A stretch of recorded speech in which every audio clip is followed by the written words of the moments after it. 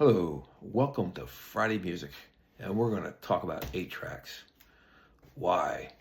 Because I love them. I started, I guess, about 2 years ago, reminiscing about selling them and moving them and shipping them, and as a kid, working in warehouses and really having a lot of fun with them.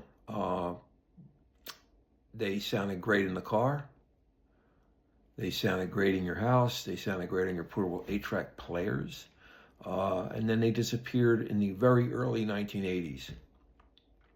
So I started thinking when I was working in that era, some of the records I used to love, and I thought, why not just see if I can find these again?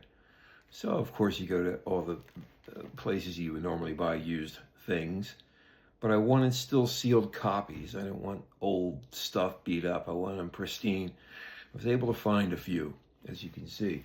And I think one of the first ones we got was probably, I'm thinking Gino Vanelli. I think I just recently saw him, and I just love Gist of the Gemini, which was such a great album today. These things are falling all over the place.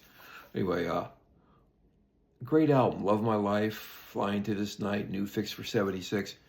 And I just kind of said, oh, what the heck? I'll just grab 10 or 20 of these from that late 70s era. And it started to turn into things like, well, need Boz Scaggs down to them left. I remember this album. Oh, there goes another one. I just remember this album being shipped in, and it was stacked, and it was selling. There was a hit on there called Hard Times. It was right after Silk Degrees, around the time I met Boz Scaggs, 1977.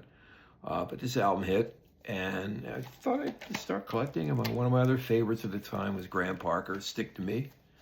And this one I actually opened and played. And guess what? They play, they look great, they're wonderful.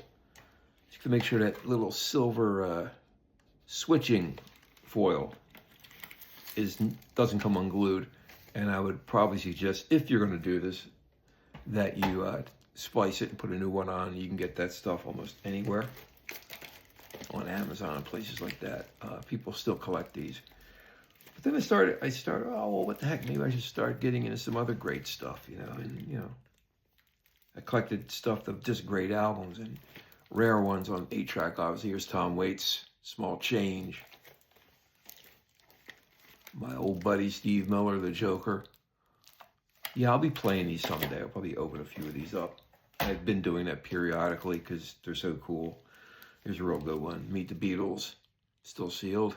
Look at that old price sticker on there. And then, Savoy Brown, I have all the Savoy Brown 8-tracks. Look how nice those packages were. Pretty cool, huh?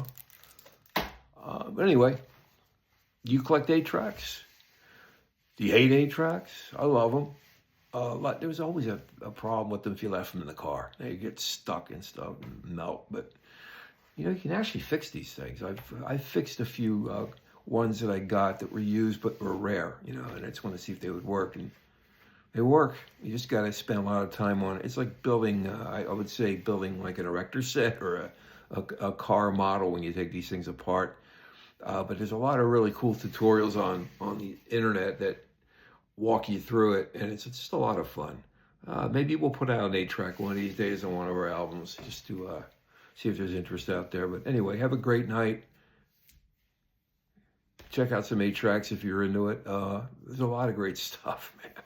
Anyway, you have a wonderful night. Take care.